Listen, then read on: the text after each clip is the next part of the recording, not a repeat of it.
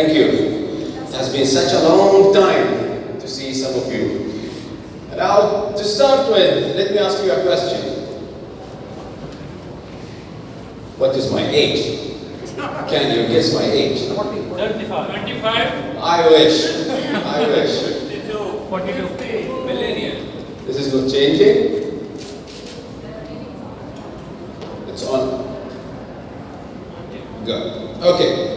Now, yes, I wish my name is 35 or 28 but let me tell you this. Master of Ceremonies, where is he? Fellow Toastmasters and guests, good evening. Now, a few weeks ago, I was in Athens to attend a workshop. Because I am a fan of tattoo, I Googled one professional tattoo artist to have my own design. And because wherever I go, I try to have my own print, just as a signature from the place I visit, whether it was US, UK, Thailand. If there is a chance, I have my own tattoo. I booked my appointment with that professional tattoo artist. I went there. Once we agreed on the design, the Greek tattoo artist asked, "What is your name?" in his funny Greek accent. I said, "My name is Hassanin." Haswa. Hassanin. I said, okay, just call me Hassan. Where are you from? I am from Bahrain. How old are you? And I asked him the same question again. Can you guess my age? And he gave me, of course, 28. Now, 28 is a good number, but with my son being here, he's 15, the equation doesn't work out, yeah? Now, I am 42. Once I left, having my tattoo, little pain, I realized that I'm old enough, with my experience being a professional trainer or a senior manager of a training academy in one of the well-known airlines in the region, to observe and see many wrong practices done by people, whether intentionally or not, it doesn't matter. So today I thought, okay, let's share some of these wrong practices, and that's why I called my speech today, Stop to Get to the Top. You need to stop what you are doing now. And are you brave enough to stop? Let's see. So the first stop relying on people. Now, this statement makes me laugh because it contradicts itself. We say, let's help each other, let's support each other. Then how come I say, stop relying on people? Oprah said, you are responsible for your own life. If you are waiting for someone to help you, to fix you, to save you, then you are wasting your time. A big question here. Why are you wasting your time? And the answer is very simple. Because everybody is busy. Everybody is busy in his or her own life. The time of spoon feeding you has gone. You have to rely on yourself. Now, I remember many years ago when I wanted to open a business, I went to my dad and I asked him, "Dad, I want to open a business." Hassan, business is risky. You already work, you have your salary, keep the cash. You will fail. What an advice from a dad. Now there is one thing we forget, that if we want to do something, we go to the close people to us. But we forgot something, and that's a secret. Let me share it with you. The most dangerous people are those who are close to you. Yeah? Parents, wife, husband, brother, sister. Do you know why? Because these people will never tell you the truth. Because they go for emotions. Yes, my father loves me, but he doesn't have a clue about business. So from day one, it was wrong, in fact, to ask my dad about opening a business. So he feels sad if I fail, so he goes and tells me, "Hassan, you will fail," to stop doing it. Now, many years later, when I wanted to continue with my studies, I went to my wife and asked her, "Honey, I want to study my doctorate degree." Same thing. Hassan, keep the cash. You just had your master's degree. Why do you want to do your doctorate degree? We want money. We want to build our house. Do you think I listen to them? No. Yes. Definitely not. Yeah, so my message to you, don't listen to your wives. Okay, husbands or wives, don't listen to your husbands. Now, what I mean by here, or what we mean by here is, okay, we can ask people, but finally, the decision is yours. You have to think about it. You have to take the right decision, not relying on someone else's decision. The second stop is stop saying, I know. Now, before I proceed, Steve Jobs said, we don't seek technology, we seek creativity. Raise your hand if you have read, heard, seen this from Steve Jobs. Nobody except me? Yeah, one? Only one brave? Yeah, you have? Yeah, thank you. I quote you. Yeah, Steve Jobs never said that. I said it. Yeah. And this is when you think. Yeah? Now, look at this. How many times you sat in a place, in a gathering, in a restaurant, in Toastmasters, with people where you hear something and it's completely nonsense? People have the assumption and the illusion of knowing. They think they know. People think what they know is what they know. But in reality, they don't know that they don't know. Did you get it? Yeah? Thank you. I didn't get it either. Yeah? So this assumption or illusion of knowing is with everybody. Now, as I said, I am a trainer and I do some courses occasionally. And I put this in some of the courses as an introduction to the course. And I call it the hidden tiger. I ask the participants to find the hidden tiger. And obviously, they want to answer correctly. So they go behind the trees, behind the grass, behind the sky, behind the tiger, trying to find the hidden tiger. And I would say 99% of them will insist in their answer to be correct.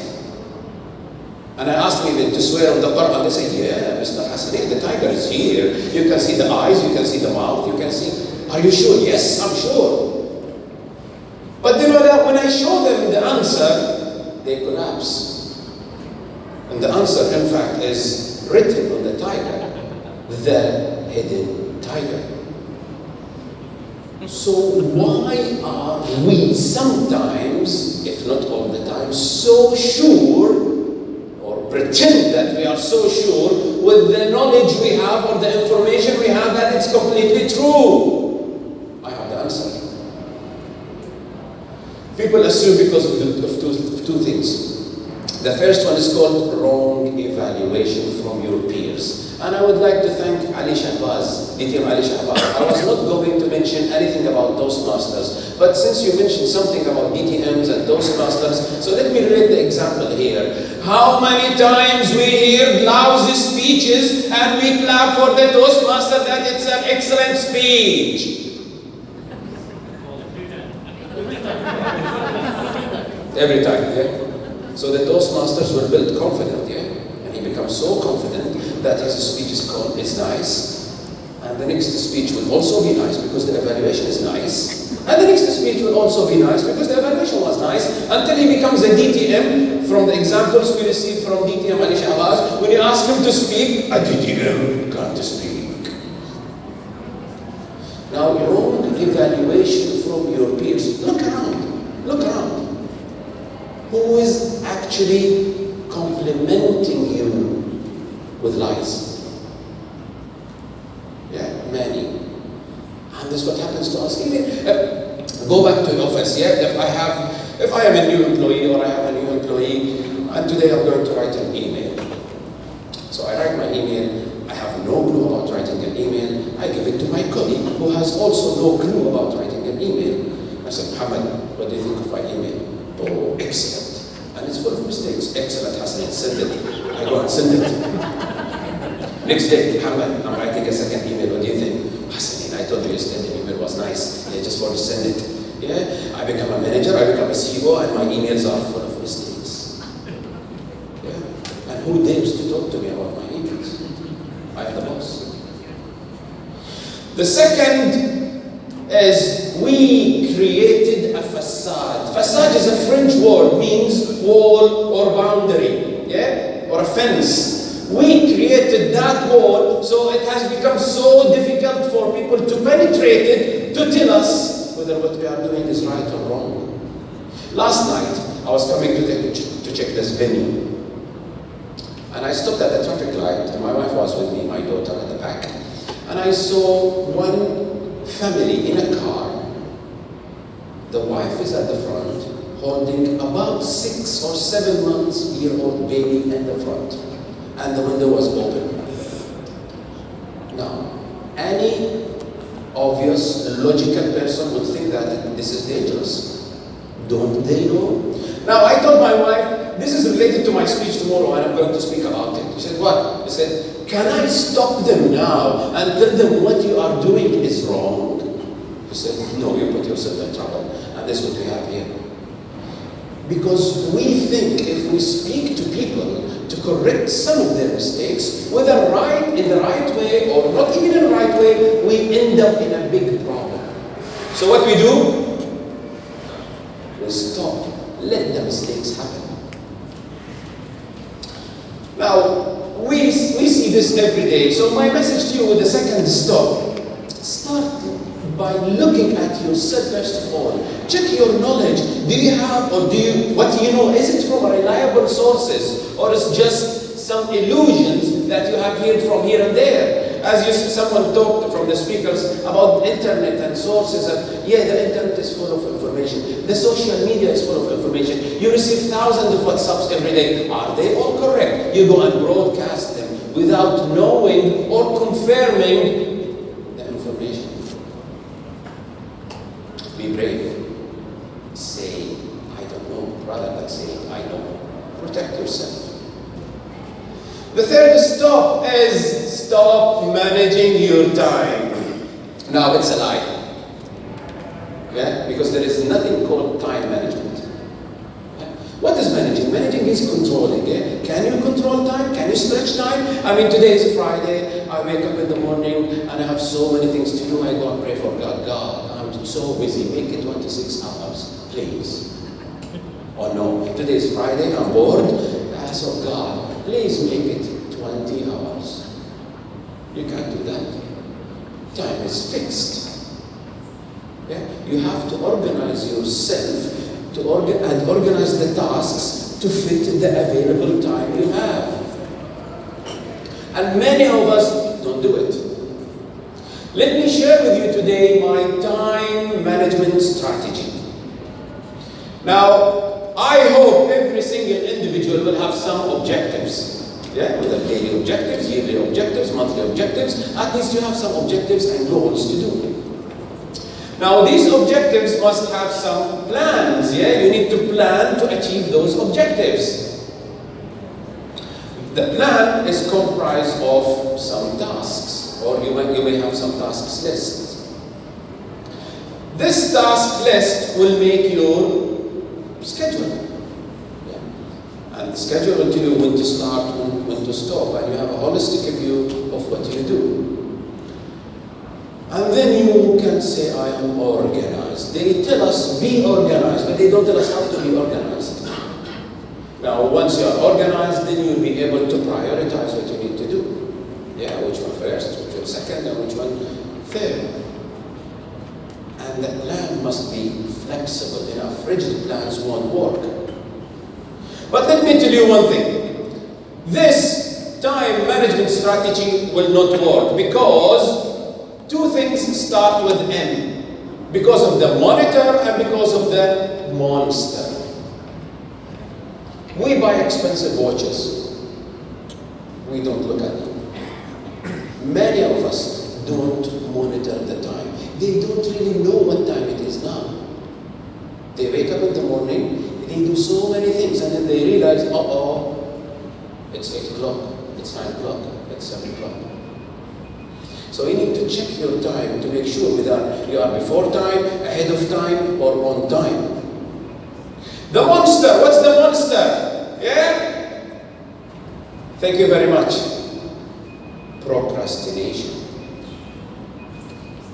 Procrastination. Yeah? You have an exam tomorrow, when will you revise?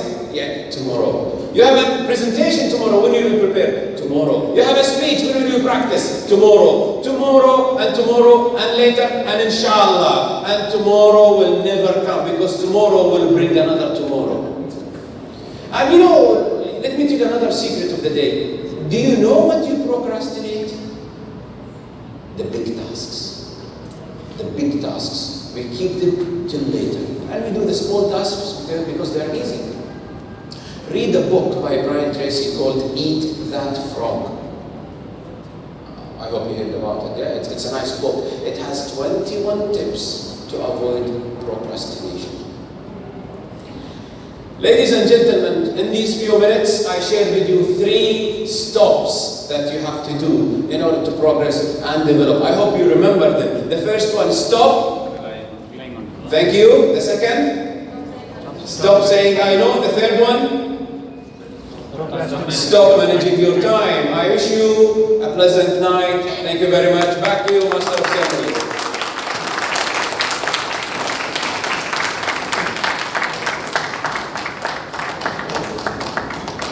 Thank you.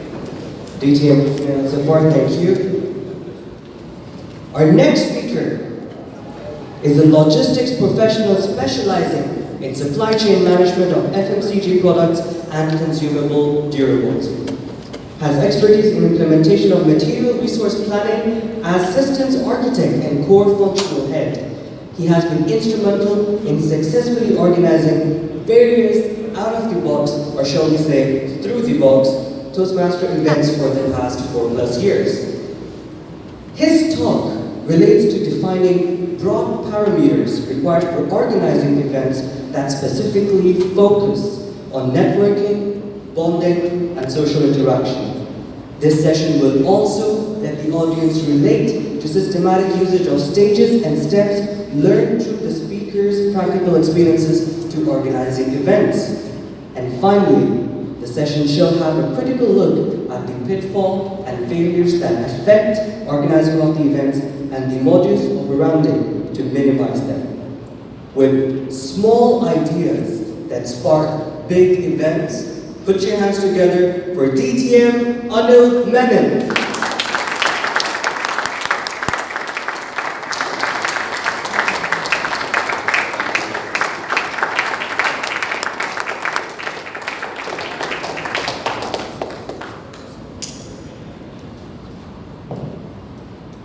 These are the small sparks that ignite or start big events. Good evening, Bahrain. Good evening.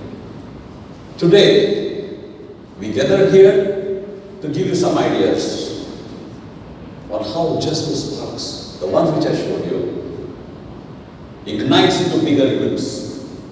When we are born, there's a birthday party which gets celebrated. Birth of the child. As you grow older, your 15th year birthday, when you are 18, when you're 21, time when you get engaged, time when you get married. There are a lot of parties which takes place. It all comes on your timeline. And this is because somebody wants to celebrate it. There's bonding, socialization, networking. These are the basic things which we require as human beings. Man is a social animal, and we need all this to get together. But then have you ever thought how these events are organized? Just doesn't happen. But now, today I'm going to tell you a few things of how these events work. These events are something which has been very close to my heart. Last 4 or 5 years, I have been one of the key components to be precise, in organizing events. We had some speakers come across here. I handled logistics.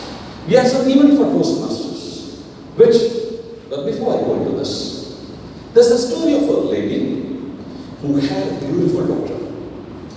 That's when the girl fell in love. They decided it's time for marriage. And then the date for the marriage was fixed. Once the date of the marriage was fixed, like all mothers, a lot of invitation cards were made. We didn't have WhatsApp or internet at that time. These cards, once they were made, it was to invite people. But then on the day of the wedding, nobody turned up. Quite sad. You know why? The mother forgot to post the invitation card to people. They all knew there's a wedding, but nobody came. You didn't know it. Events are something which normally start from spark. You have a right spark, you have the best event that can ever happen. For Toastmasters, we organized the bowling event, which happened 3 years back. I initiated this along with Nagendra. Is Nagendra around? Okay, Nagendra was there. How did it start? It's me and him, we went to a bowling place. I liked it, and he told me, then come again for next time, you'll enjoy it more. My second visit, I enjoyed it more. Then we thought, why don't we organize a bowling tournament for the Toastmasters? That's history now. This year, this event was organized for the third time by division. This was basically for networking and bonding. But you know what was the main element which actually worked for this? It's a PR exercise. So when you are organizing an event, the first part of it is the PR exercise. If you have a good PR team, a public relation team, as my friend Sajita said a few minutes back, you have a lot of crowd. Most of the Toastmasters Club did not know what a bowling is. And imagine we had 17 teams in Bahrain which took part in bowling. There are guys who held the bowling ball for the first time. But then the PR was so effective, a lot of people came to try it for the first time. And they enjoyed it, and now it's become an annual event and part of a calendar now. So you have PR as the most important part for having any event. Then let's look at the other angle, the marketing part of it. Last year, a small team of people wanted to organize a desert campfire, which gets very exciting during the month of November, December, January in Bahrain. We all go to the desert, have a campfire, an evening which is fun-filled. This small group thought we can just get about 30 people, no more. So we ordered a tent for 60 people. Here we had a marketing team of young Toastmasters who devised a plan of getting to know as many people as possible that we have this meet. It's in the desert, we are going to have barbecue, we are going to have good fun, it's going to be an educational session. Then we have the 31st person saying he will come for the program. Then the 32nd person, like this, slowly we reach 50. But then we realize that the marketing was taking place. But then who will speak? It's going to be educational come fun. For that we need some speakers, some speeches, humorous speeches, blah blah blah, a lot of things, wellness, fitness, kind of stuff. Somebody needs to speak in this forum, right? Then only you can enjoy it. Now what happens? As we keep marketing, as we keep getting more people, initially we had just one speaker who was ready to speak because everybody was not ready to come. At the end of it, we had 6 speakers who were ready to give speeches. We had 3 people who were ready to give humorous speeches. There are 3 wellness experts who were ready to come. So ultimately, what was the point? The marketing was so beautiful that a lot of people joined the bandwagon. So you have a good event which needs to work out. You need to have a fantastic PR team which sells the concept. You need to have a beautiful marketing team. which actually markets the event. And then ultimately we decided we need to work out the agenda. For any of the programs that we have, whether it's an area contest, a division contest, you go for a district contest, for Toastmasters, or whether it's a birthday party at home where we're going to call a lot of kids, you need to have an agenda. You cannot just have a crowd of people coming in and doing what they want. No. Somebody needs to have an agenda made.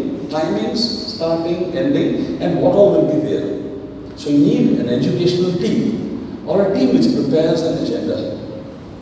So now when we look at it, you have the PR team, you have the marketing team, you have somebody who makes an agenda, and then last year we thought of something still better. Why not we have a marathon race, a relay race? A relay race is something which everybody enjoys. Everybody would like to run. But who's going to organize this? Well, you still have some people. A group of Toastmasters decided that let's have the relay race. But then again, you cannot just call a bunch of guys and say, okay, we start here, we go end there. Can we do that? We cannot. So then you need a logistic team. Actually, being a part of that logistic team, I made sure I ran that 5 kilometers. The first thing I did in my life. You need to find out how much to run, where to stop, where you need to have water. And you built so much of infrastructure that we went ahead and told American Mission Hospital that we are having a race. In case somebody collapses, can you help us? It was just a lark. But then what happened? They gave us 2 ambulances for the marathon race. And now that has become an event. This year also we have planned for it. So you have bowling which is planned, you have a desert camp, bowling is already over, we have a desert camp coming up, and now we also have planned for a marathon relay which is going to happen. This becomes a yearly event. What are the basic objectives that we achieve? Networking, bonding, Toastmasters knowing each other, and for relay we did something different this time. We had a walkathon. In a walkathon, we called everybody. And here again we had the same problem. We started with 30 people, 40, 50, 60, 80, 100, 120. We reached 134 people. And that was amazing. You do a beautiful PR, a great marketing effort, you make an agenda so there's no confusion. The logistics team which puts in its heart into doing something, and then the event becomes a part of our calendar, an annual calendar. In this, we still forget something what we call the sergeant at arms. But then do you really have a sergeant at arms at home when you have a party? Or when we have a wedding function? We don't call them sergeant at arms. But these are the people who actually regulate the crowd, make sure some rules are there, make sure things are available to people as and when they want. Once we have all this in place, those events become fantastic. And none of this event which I talked about, the bowling, the campfire, or the marathon, required a big meeting to start with. No. It's just 2 people who thought, like I said before, there was a small spark. And this spark ignited an event. Why don't we do it? But then what did we look at? We looked at a point that everybody comes together for the event. When we were talking about marathon, there are some people who said, no, we cannot run. We didn't tell them, no, you did not come. We said, okay, let's have a walkathon along with that. When we had a desert camp, there was a team of people who said, Toastmaster is going to be boring, you're just going to have a lot of speeches. We said, no, we'll have fun and games as well. So the educational team makes sure all this happens. So obviously when you have a birthday party at home, I'm taking the simplest form of it, you just don't call the kids. The parents come as well. So you don't have only the cakes and wafers and chips for the kids. You have cutlets, samosas and pizzas for the adults.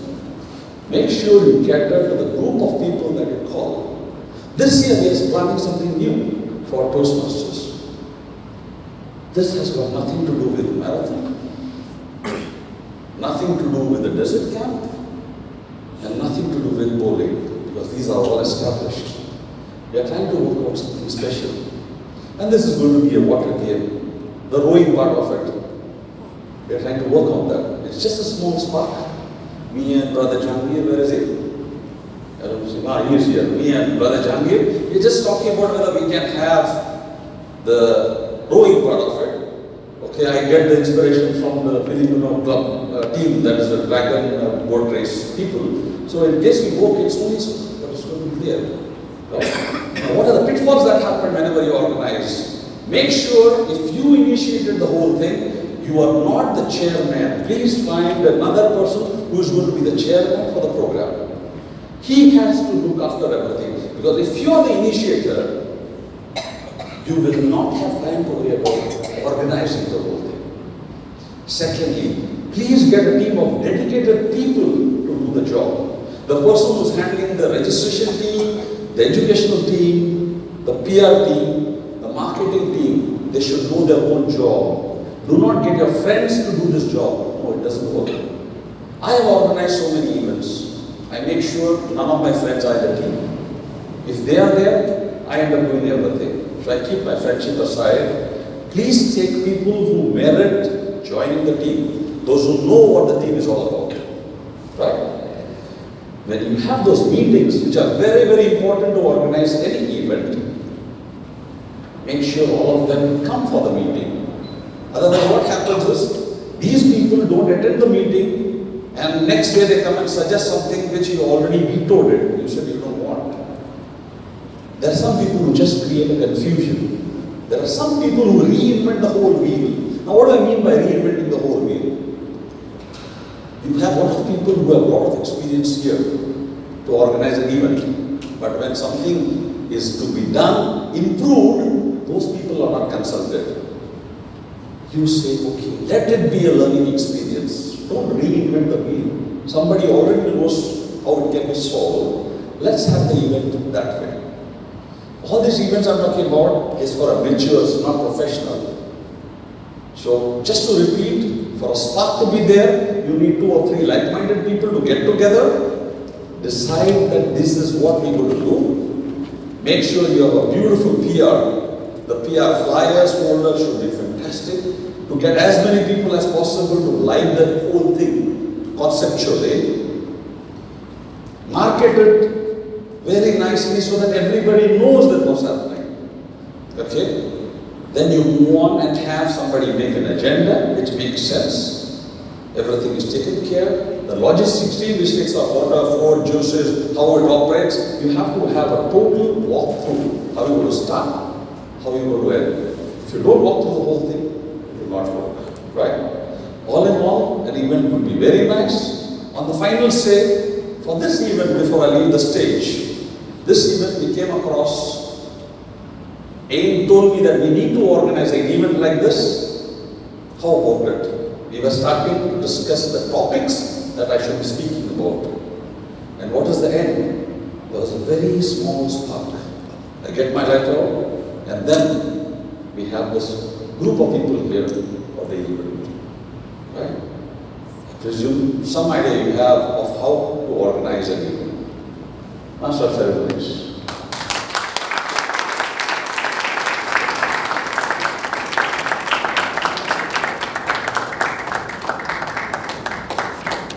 Thank you, DTM Anil Menon. That brings us to our last speaker of the evening. And as I say, saves the best for the last. An international award-winning speaker, a co-active coach, certified trainer, founder and CEO of Y-Axis Training Solution, and the first Middle Eastern person or Toastmaster to represent us at the stage of World Championship of Public Speaking. He's going to talk about how true educators, like minds, transform lives and create leaders through everyday education.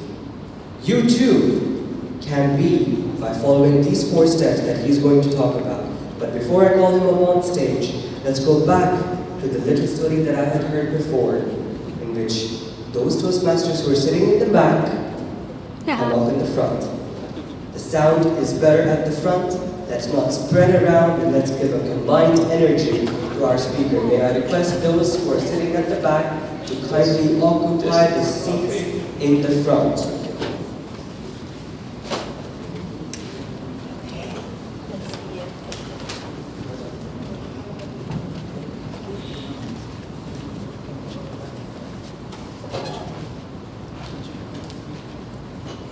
Lovely. How true educators like minds transform lives and create leaders through everyday education, with the title Teachers for Life. Please put your hands together for Toastmaster Muhammad Shukri.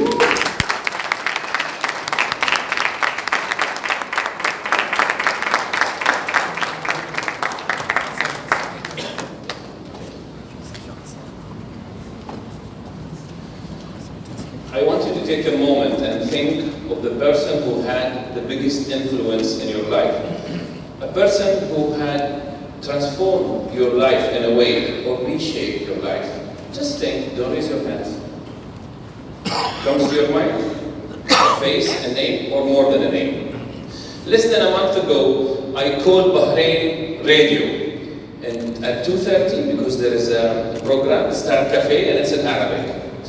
The program hosts people who make changes and serve the community in a large scale. And the guest was a person who have created the mini schools. Okay, what are mini schools? It's a project in Bahrain and it's very good. So I just called and I wanted to say my opinion and my appreciation. Suddenly, the guest says, Mr. Muhammad Shukri, I know you. We are on air, by the way. Excuse me, Mr. Muhammad? Yeah, I know you. I want to say something on air now. You have touched my life. You are someone who taught me public speaking when I was young. And everything I do now, you have a great contribution to it, Mr. Muhammad Shukri. This was done on air, by the way. Can you get a testimony like this? I was so happy, but I don't know the guy. He took my number from the host and he called me. And I saw his picture. I was your teacher? You know, sometimes when people come to you, they say, you were my teacher, and they are old. And that makes you what? You know? I said, dude, I was your teacher. I don't remember. Plus, I have hair. You don't. That means what? I'm a baby boomer or what? Yeah, but you know what was that program? It was YLP, Youth Leadership Program, a program of Toastmasters. I don't know what I did to change this man's life. I don't know what I did at that time. Now let me ask you for now. Raise your hand if the person who touched you and it came to your mind when I asked you was a teacher, mentor, trainer, or coach. Raise your hand. Wow. Most of us are influenced by people who were simply teachers. Those who didn't raise their hands, I'm going to prove to you that even that influencer, which you don't call him teacher or mentor, was actually teaching you in a way. So let's go in what teaching really is, and by the end of this talk, you will know how to become a teacher for someone's life, even if you are not a certified teacher. Are you ready for that? Yes. In 1984, David Kolb published The Learning Cycle. David Kolb actually said, I did not invent the learning cycle, the experiential learning cycle. It is there already. All human beings learn in this way. And he just coined it in a cycle. David Kolb says, every one of us learns from experience. And the word experiential learning doesn't mean that there is learning that is not experiential. He says simply, certainly, every learning is experiential. But only if we capture the 4 steps of learning. So what are the 4 steps? Step number 1, he calls it concrete experience or feeling. You go into an experience. Supposedly the learning should happen immediately after the experience, but learning happens here, which is called thinking. He calls this a stage abstract conceptualization. Forget that now. But he said between experience and learning, you go through what he calls reflective observation. In other words, watching. And if you go through these steps properly, alone or with the help of a teacher, then you are able to continue your life in the next experience and do it right when you do it again without the teacher being there. Now, you raised your hands because you're someone else, someone who's transformed, even when the teacher is no longer in your life. Have you noticed that? Now, can you touch someone's life in a class or outside class and still be gone and don't remember who he is? And still you are present in their life because they know how to do even when you're not gone. So let me give you a hypothetical example, but it's from my real life. My daughter, we are analyzing these 4 steps. She's the youngest. She's in elementary school. Her brothers come later. Lunch is not served until all the kids come. But the first one who comes is Fatima. Mommy, what is cooking for lunch tonight? Wait. Of course, that's not the voice of my wife, but wait, Habibti, I am busy. She's in the kitchen. Wait till your brothers come. Fatima, can she wait? Come on. So she creeps behind Mama. Mama's doing the salad. She creeps. She goes to the hot oven. And the hot pot is there. She wants to know what's cooking today. And she must. My Fatima must know. She's coming closely. My wife is busy with the salad. And she takes a peep and suddenly, no, Fatima, but it's too late. Fatima touched the hot pot. And, mommy. What is mommy doing now? What should we do? Mothers? What is mommy doing now? Beating. Now, this depends now. How many times I told you not to touch? It's hot, my darling. Come, let's put some ice. This is scenario number 1. What did my wife do, hypothetically, because I'm scared, is my daughter, since with her feelings, the hot pot, she went through a what? Concrete experience. But my wife wants to teach her a lesson. She loves her. How many times I told you not to touch? Ignoring that my daughter went through something in this place, cognitively. My daughter is not going only through outside experience, but there is an inner experience. And the right scenario should be like this. Mommy, my hand. Habibti, let me see. What happened? This hot pot. So what's wrong with the hot pot? It is hot. So why is your hand paining? Because it is hot. Look how teaching is happening. My wife is not teaching my daughter actually. She is making her learn by experience. Really? Does the hot pot burn hands? Yes, it does. So I don't speak like my daughter very well. And then my wife goes to the third stage. So, you think that hot objects burn our hands? Yes. All hot objects? Yes. Why? Because there is a flame under that. Now, usually, a teacher will do this. Hot objects will burn your hands, and there are flames down, you should be careful. Do this and do, you know. That's the classic way of me giving you the knowledge. But knowledge is now gained by the learner. It's not given by me, it's gained by the learner. So in which case will my daughter be more committed next time? Case 1 or case 2? Because she found out, she discovered, she owns the knowledge. In the first scenario, the knowledge was thrown on me, was given to me. I don't own it. And according to andragogy, which is learning for adults, adults who produce the data will be more committed to it. Do not teach people, let them discover. So next time, my daughter will avoid. Habibti, next time, will you avoid? Will you do this again? No, no, no, no. Not only in the kitchen, where else? Even when I see the kettle, I will not do. Even, okay, you're with me with that, right? So these are the 4 stages.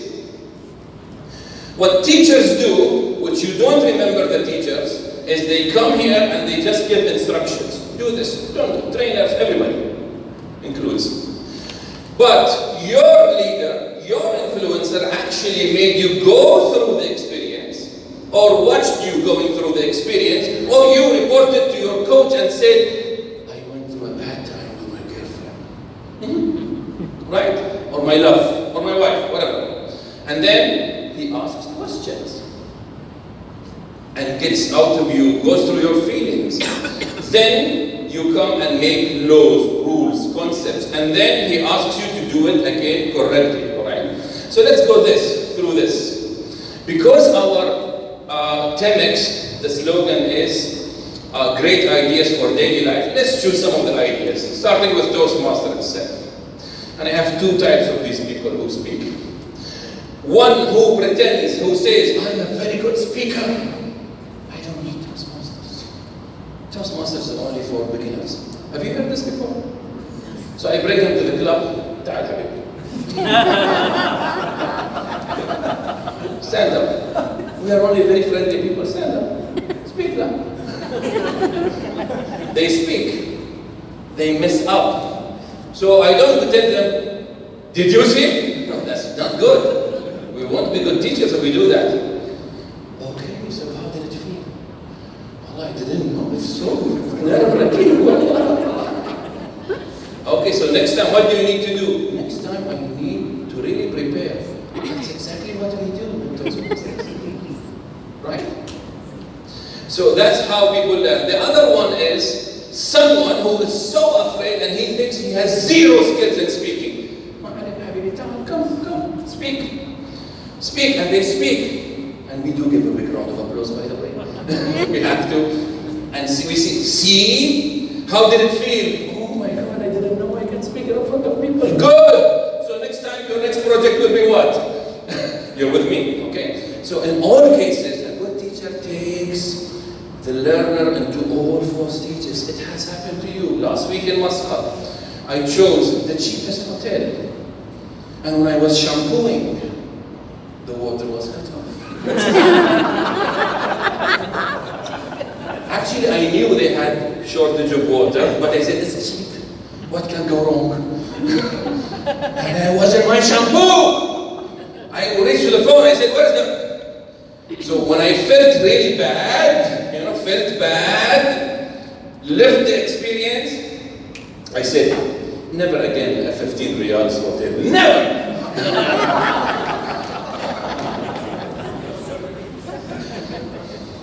It can happen at work. Your constituent, your worker, if they screw up, don't just shout at them. Live with them. Why did this go wrong? What happened? Tell me how did you feel? And then go do your stuff. At home, my son Hussein came to me. My son Hussein, by the way, is very smart. The smartest one in the family. I have 5 kids. Every year I'm telling him, you are so smart and you're always almost 90, never above 90. Study, study, study. That's bad teaching. One night, he came to me. I was in the bedroom of my bed.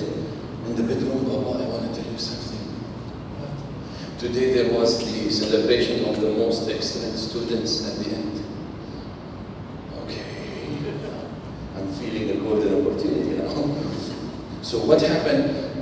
They did not call me on the stage. All the smart kids were up. Now, I should make a mistake and say, see, I told you. How many times I told you? But I said, okay. And where did you feel you should be? Dad, I should have been there. I felt bad. I wasn't there. This is a gift. If my teenager son says this, big confession. Come on, parents know this. Okay, so, and what do you think? I think I'm smart, and if I study, I will reach there. So what are you going to do? Dad, next year I promise you, I'll be the best. That's how you get results. That's how you become a teacher of life. I want to end with David Kolb's quote himself. He said, when I put it there, I want to read it properly. Learning is the process whereby knowledge is created through transformation of experience. 1, 2, 3, 4. Your child, the new Toastmaster, your colleague, your friend, just take them 1, 2, 3, 4, and you will be their teacher for life.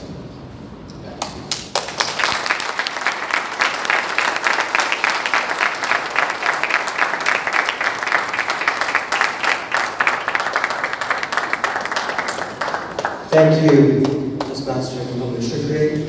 Now, with all of that information, a summary is well deserved. Let's put your hands together once again to welcome Toastmaster Vivek Talakan, who's going to present a summary of the 3 speakers we just heard.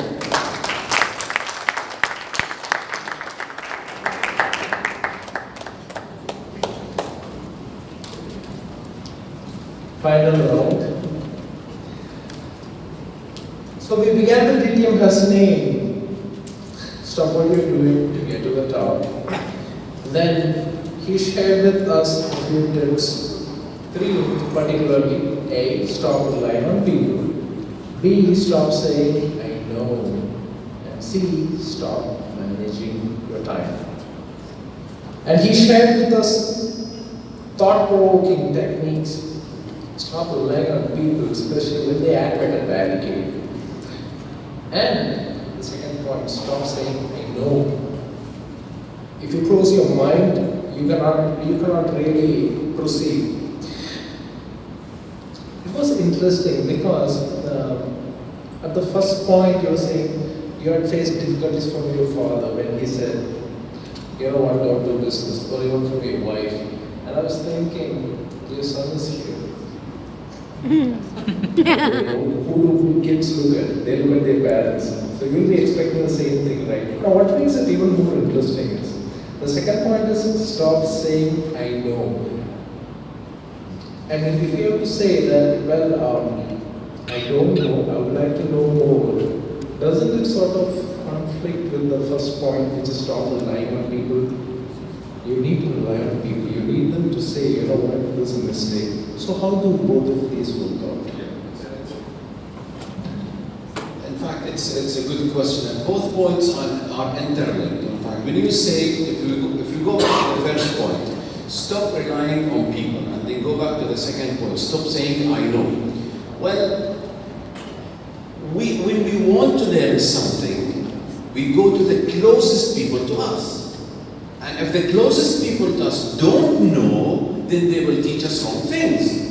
And this is the relationship between the first point and the second point. Similarly, as I said, if I am in my office and I'm doing things for the first time, let's say I'm customer service, and today is my day 1, so I learn from my colleague how to deal with that customer, yeah? If my colleague learned from that previous colleague how to deal with that customer in a wrong way, obviously I will deal with this customer in a wrong way. And if nobody corrects my mistakes, going back to this link, let's say cycle, if nobody corrects my mistakes, I will carry on doing the same mistake again and again until I reach the top.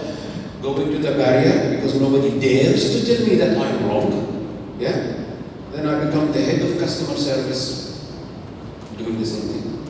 Yeah? Nobody, and especially if you look at it practically, well, I'm focusing on the practical side because I work in the training department in a well-known company. Through my courses, I see these things. These things